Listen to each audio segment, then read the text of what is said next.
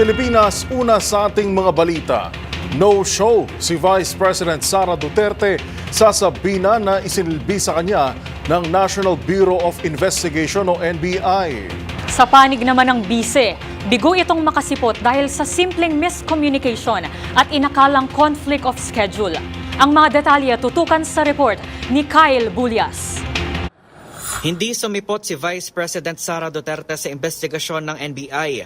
Batay sa sulat na ipinadala ng kanyang kampo, huli na nang malaman ng kanyang tanggapan na kinansela pala ng Kamara ang pagdinig ngayong araw para bigyang daan ang sabina ng NBI. Sabi ni NBI Director Jaime Santiago, pansamantalang ireresked ang investigasyon sa December 11, 2024. Kaugnay nito, binigyang diin ni Santiago na lahat ng anggulo ay kanilang iimbestigahan.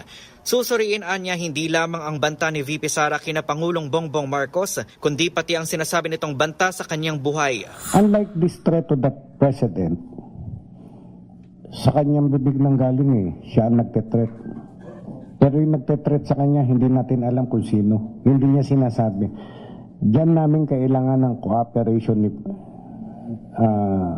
Vice President. Sabihin niya sa amin kung sino-sino yung mga tao na yun. Meron siyang ebidensya kung sino yun na nagte-threat sa kanya. Yun.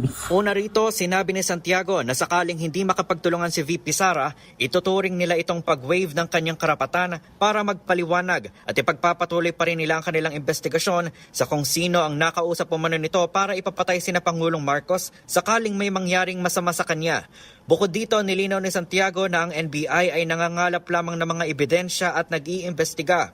Isusumitian niya nila ang kanilang report at mga rekomendasyon sa Department of Justice at sila na ang magdedesisyon kung makakasuhan ba si Vice President Sara Duterte. Para sa MBC TV Network News, ito si Kyle Bulias ng DZRH, una sa Pilipinas, una sa Pilipino.